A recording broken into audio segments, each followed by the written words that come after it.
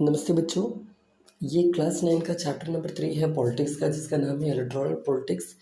ये एक short video रहेगा जिसमें हम सब टॉपिक्स बस कवर कर रहे हैं कि इसमें क्या क्या पढ़ना है। आपको बस ये समझा रहे हो कि पढ़ा नहीं रहे, बस समझा रहे हैं। अगर आप चाहते हो कि नहीं ये चैप्टर को समझा के बताइए, पूरा डीप में बताइए, तो उसका भी एक लेंथी वीडियो डाल देंगे।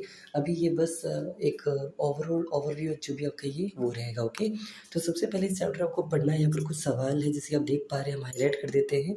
सबसे पहले सवाल, वाई इलेक्शन, है ना। इलेक्शन किया ही क्यों जाता है, what is the need of election. Okay, आपको यहाँ ये पढ़ना है। देन मतलब ये तो पढ़ना ही नहीं है, नाम के लिए बस एक टॉपिक डाल दिया गया। उसमें मेनली आपको पढ़ना है, एक कहानी है जिसका नाम है चौधरी देवीलाल की कहानी। ओके, ये एक हरियाणा का स्टोरी है, पूरा पैराग्राफ में आपको दिया गया है। तो आपको ये एक स्टोरी पढ़ना है, चौधरी देवीलाल की पूरी कहानी आपसे पूछी जा सकती है कि वो कौन से पार्टी में थे, क्या नहीं थे, कुछ भी आ सकता है। ओके, तो ये वेरी इंपॉर्टेंट है आपको चौधरी देवीलाल की कहानी। अब ये जो सवाल था कि वाई इलेक्शन की जगह why do we need an election, ये ज़्यादा बेटर रहेगा। तो आपको इसमें इसका आंसर मिल जाएगा। इलेक्शन क्यों चाहिए, बहुत सारा इसका रीज़न्स होता है, तो आपको वो रीज़न्स यहाँ दिया गया, आपको पढ़ लीजिएगा। क्योंकि इलेक्शन होगा तो हम लोग अपना लीडर को चुन सकते हैं, इलेक्शन होगा तो ये कर सकते हैं, इलेक्शन होगा तो वो कर सकते हैं। तो ये इलेक्शन का कुछ बेनिफिट्स आपको बताया गया। ओके, देन जो इलेक्शन होता है वो डेमोक्रेटिक होता है कि नहीं होता है, मतलब लोकतांत्रिक होता है कि नहीं होता है, वो आपसे एक सवाल पूछा गया है। उसका भी आंसर आपको यहीं पर मिल जाएगा। ये रहा first point, second point, third point, fourth point, fifth point. तो 5 पॉइंट दिया गया है कि इलेक्शन जो होता है वो डेमोक्रेटिक होता है या नहीं होता है।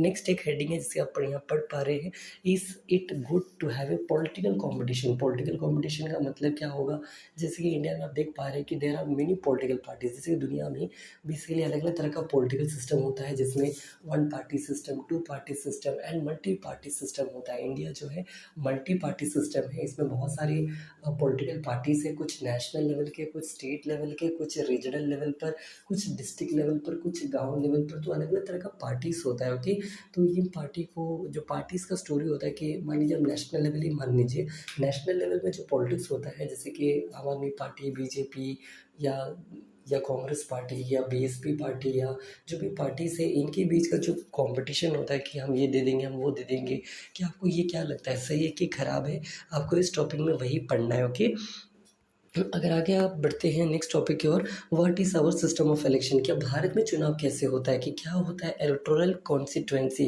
कितने एमएलए होते हैं, कितने एमपीस होते हैं, एमएलए एमपी में डिफरेंस क्या होता है, लोकसभा राज्यसभा क्या होता है, विधानसभा विधान परिषद क्या होता है, सांसद भवन ये क्या होता है। मतलब बहुत सारे नाम हैं जो आपको कन्फ्यूज़ करते होंगे। ओके, जैसे कि हम, चलिए ये हम आपको बस बता देते हैं क्योंकि ये आपके लिए काम आएगा, तो ज़रा जल्दी से सुनिएगा।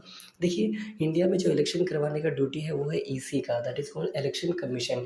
इलेक्शन कमीशन जो होता है 2 लेवल पर, एक सेंट्रल इलेक्शन कमीशन और एक स्टेट इलेक्शन कमीशन। तो ये 2 नाम ज़रा याद रखिएगा। इसमें से जो सेंट्रल इलेक्शन कमीशन होता है, सेंट्रल इलेक्शन कमीशन, इनका ड्यूटी है एमपीज़ का और एमएलए का चुनाव करवाना। अब एमपी क्या होता है, एमपी का मतलब मेंबर ऑफ पार्लियामेंट। अब बताइए मेंबर ऑफ पार्लियामेंट होता कौन है, जो पार्लियामेंट के सांसद होते हैं, मतलब पार्लियामेंट के नेता होते हैं। पार्लियामेंट को अब हिंदी में सांसद भवन कहते हैं, और आज़ादी से पहले इसी को आप कहते थे कॉन्स्टिट्यूएंट असेंबली कहते थे। ओके, या कॉन्स्टिट्यूशनल असेंबली भी कहा जाता था। तो बस इतना समझ लीजिए, जो दिल्ली में जो आपका पार्लियामेंट है, जिसको आप सांसद भवन भी कहते हो या संसद कहते हो, इसके अंदर 2 घर होता है, एक को लोकसभा, एक को राज्यसभा कहते हैं। लोकसभा मतलब लोअर हाउस, राज्यसभा मतलब अपर हाउस। ओके, और इसी लोकसभा के जो एमपी नेता होते हैं इनको आप एमपी कहते हो, और अगर वो राज्यसभा के भी नेता हो उनको भी आप एमपी कहते हो। मतलब चाहे वो लोकसभा के हो, चाहे वो राज्यसभा के हो, आप उसको एमपी कहोगे। ओके, जबकि यही चीज़ अगर स्टेट लेवल में हो, ओके, और स्टेट लेवल में आप, और ये एमपी अपना किसको चुनेंगे, पीएम को चुनेंगे। ओके,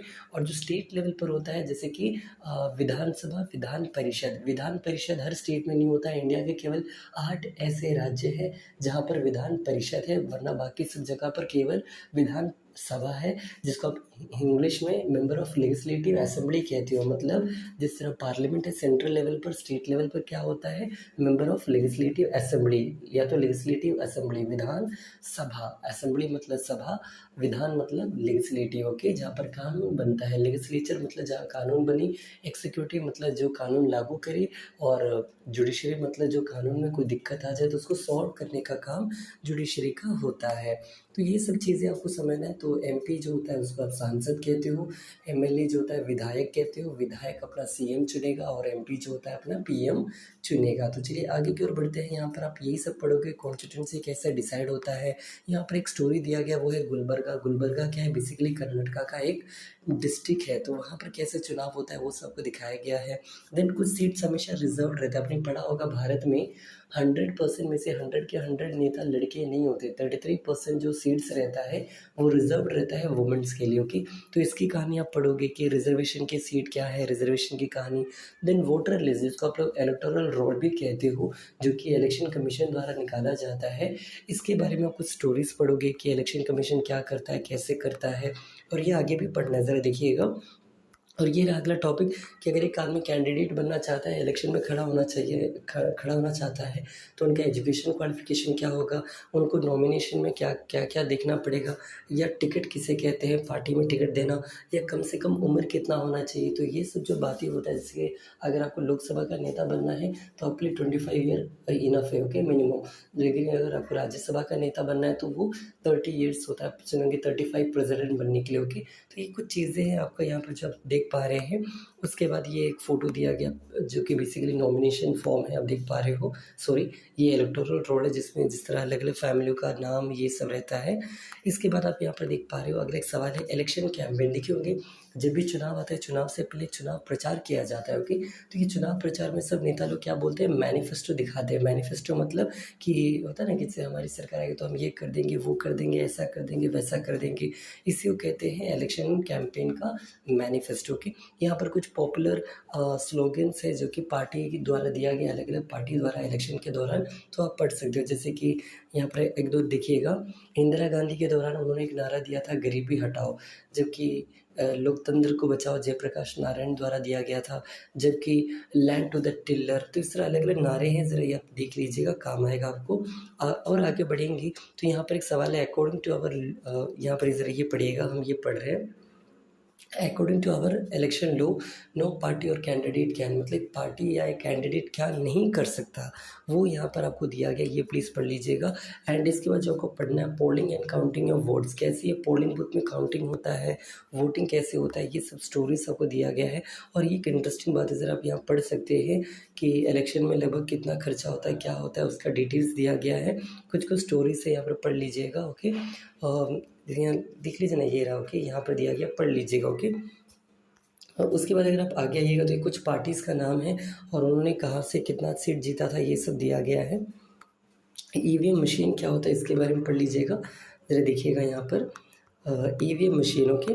तो ईवीएम मशीन के बारे में ज़रा जान के जाइएगा, पहले कैसे होता था बैलेट पेपर पर, अब कैसे होता है ईवीएम मशीन पर, रीज़न वो सब यहाँ पढ़ लीजिएगा, सब दिया गया है। इसके बाद आगे बढ़ते हैं, what makes election in India democratic. याद है आप थोड़ी देर पहले ये टॉपिक पढ़े थे कि इंडिया में जो इलेक्शन होता है वो लोकतांत्रिक कैसे हो जाता है, इसका यहाँ पूछा गया है। इसके अलावा यहाँ पर बहुत ही एक अच्छा टॉपिक है that is called the independent commission, के अंदर ये रहा इलेक्शन कमीशन की ड्यूटीज़ जो होता है, ये सारी चीज़ें आपको ये पढ़ना है। इसके अलावा पॉपुलर पार्टिसिपेशन, यहाँ पर ज़्यादा कुछ नहीं पढ़ना, आपको कुछ टर्म्स पढ़ना है, जैसे कि टर्न आउट फिगर क्या होता है, आपको ये पढ़ना है। इसके अलावा आपको जो पढ़ना है बेसिकली देख सकते हो यहाँ पर, ये रहा what are the outcomes of Indian election speak for itself, मतलब इलेक्शन के आउटकम्स क्या होता है वो सब आपको यहाँ दिया गया है। और सबसे इम्पोर्टेंट बात ये रहा कि challenges to free and fair election, कि एक देश में फ्री एंड फेयर इलेक्शन होने के लिए क्या क्या चीज़ों का ध्यान देना चाहिए, वरना देश डूबेगा, करप्टेड होगा, तो जो भी बातें हैं तो आपको ये सब दिया गया, आप यहाँ पर पढ़ सकते हैं। And finally last but not list, आप जो भी कहिए, यहाँ पर कुछ पॉइंट्स दिया गया, ये क्या चीज़ के बारे में, तो यहाँ पढ़ लीजिए। Can an ordinary citizen hope to win election, क्या एक नॉर्मल सिटीजन जी सकता है कि हाँ या ना। तो थियोरेटिकली आप कहोगे तो हाँ जी सकता है, बट प्रैक्टिकल लाइफ में कहा जाए तो ये बहुत ही मुश्किल होता है, ये सच होना जो भी होना, ओके। और इसी से रिलेटेड कुछ पॉइंट्स है, आप यहाँ भी ये सब पढ़ सकते हैं, अगर मन हो, इच्छा हो तो पढ़ लीजिएगा, बहुत काम आएगा। This are the challenges. तो ये सब बताकर आपका ये चैप्टर यहाँ ख़त्म हो जाता है। और कुछ टर्म्स ज़रा प्लीज़ पढ़ लीजिएगा, कोड ऑफ कंडक्ट क्या होता है, कॉन्स्टिट्यूंसी क्या होता है, देन टर्न आउट रीजिंग, ये सब क्या होता है, ज़रा यहाँ से भी पढ़ लीजिएगा। इस तरह हम लोग जो है 10 मिनट में ये चैप्टर बस देखे हैं, समझे हैं, लेकिन पढ़े नहीं हैं। अगर आप चाहती हो कि इसका हम एक लेंथी वीडियो लाएँ जिसमें आपको पूरा पढ़ा कर बताएँ, तो प्लीज़ वो भी बताइएगा, वो भी हम आपको ला देंगे। और इस तरह 10 मिनट में हम लोग ये वीडियो यहाँ पर एंड अप कर रहे हैं। अगर अच्छा लगा हो तो प्लीज़ लाइक, शेयर, सब्सक्राइब कीजिएगा। Thank you.